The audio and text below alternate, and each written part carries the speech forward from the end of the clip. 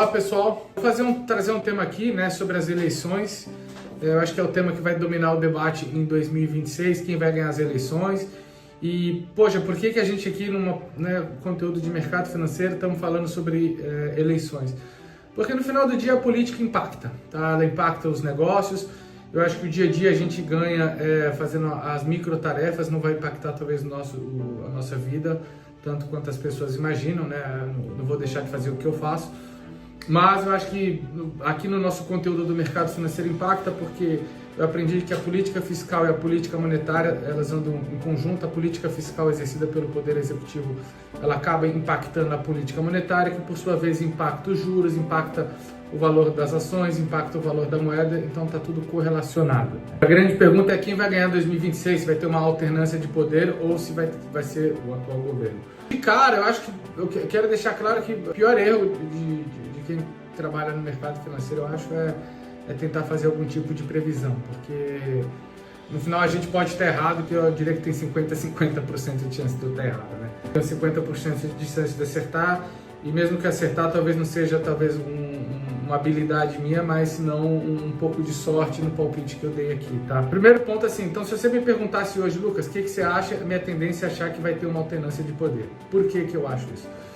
Porque eu acho que é uma onda que tem vindo, tá, no mundo inteiro, né? Se você olhar, eu acho que o mundo lá atrás foi muito para a direita, né? A gente viu aqui no Brasil, a gente teve a época da ditadura, depois acho que a gente jogou esse pêndulo para a esquerda e agora acho que esse pêndulo está voltando. Segundo, que um dado curioso dessa pesquisa que ele trouxe é que os jovens têm sido uma cabeça mais da direita do que uma cabeça mais para a esquerda.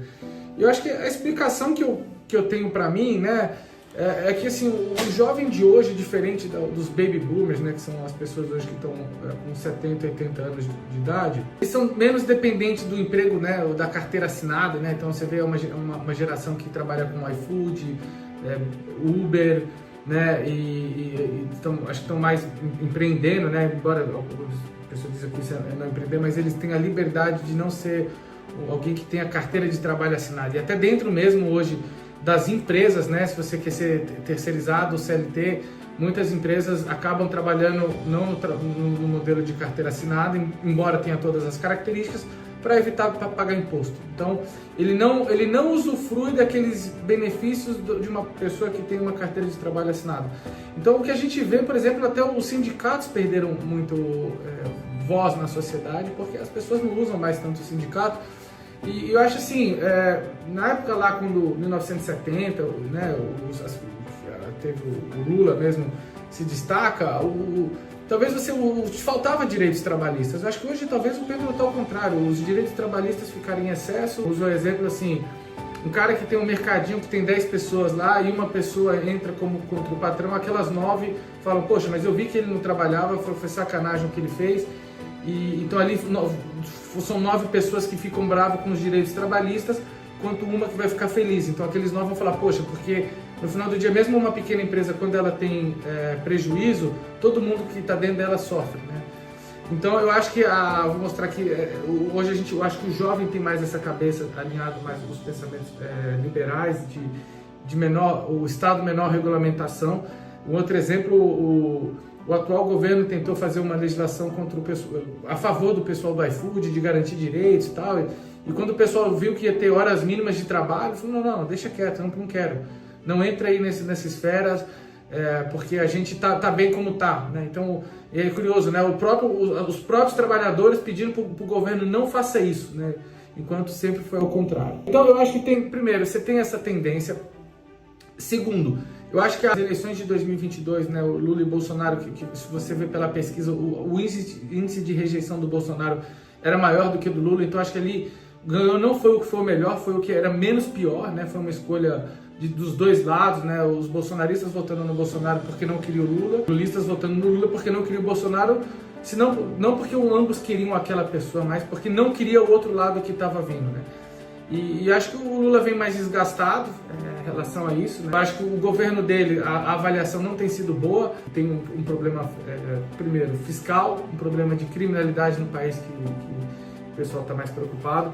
E acho que quando você olha até na pesquisa, As áreas que ele é bem avaliado, meio ambiente, turismo, cultura, são áreas que o dia a dia das pessoas não percebem tanto. E áreas como corrupção, que a gente vê, isso acho que corrói a área quando falta, a inflação, quando bate né, na hora de como quando as pessoas perdem o poder de compra, acho que isso acaba impactando mais. Por fim, eu queria trazer aqui um pouco assim, qual que é a visão no final do dia, quando eles fizeram no primeiro turno. O fato é que parece que no primeiro turno o Lula já sai com quase 48%, independente do candidato, ou seja, eu acho que tem... Se eu fosse avaliar só pelos números, os números dizem que o Lula vai ganhar, tá? Se as eleições fossem hoje, eles fizeram algum cenário, se fosse contra o Bolsonaro, o Lula ainda ganhava de 45 a 44, tá? Se fosse contra o Tarcísio também, ele também ganharia. Se fosse contra a Michelle Bolsonaro, ele também sai com 48%, então todos os cenários ele já saem muito alto, tá? E no segundo turno ele também ficaria praticamente com 49% né, para as eleições. Ou seja, acho que tem grande chance aí, eu acho que o cenário mais provável é que o Lula ganhe, mas o que eu acredito mesmo é que talvez é uma decisão que é com base no estômago e não com base nos números, né? Às vezes a gente quando investe também acontece isso, é que vai ter uma alternância de poder. Talvez aqui esteja um viés, talvez seja um pouco pelo fato do que eu quero. Quando eu tomo decisões, gosto de saber quais são os vieses que eu estou tendo, né, nessa decisão, mas é um palpite só, né? E eu acho que no final do dia, o que eu tenho falado para os clientes, o dólar a esse preço, 5,30, a gente já entende que é uma boa oportunidade para quem não dolarizou, porque eu acho que não quero entrar em cenários, mas tem algum cenário que eu acho que é melhor para o dólar, o outro é pior para o dólar.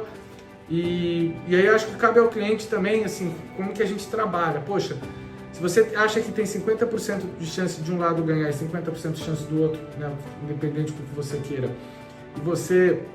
Em um cenário você acha que é melhor para o dólar, você coloca aquela proporção do que você vai alocar do seu patrimônio em dólar, né? Então acho que essa é a cabeça, você está com os dois pés nas duas canoas, né? É isso que a gente tenta trazer para os clientes, porque independente do cenário, em 50% às vezes você acertou, né? Então acho que essa é um pouco a nossa visão aqui. Eu acho que esse tema ainda a gente vai falar muito sobre ele, porque acho que ele vai impactar tanto o valor do dólar, dos juros e consequentemente as finanças, e se é um assunto que impacta os investimentos dos clientes, acho que a gente também tem que falar independente, não existe tabu. Um grande abraço.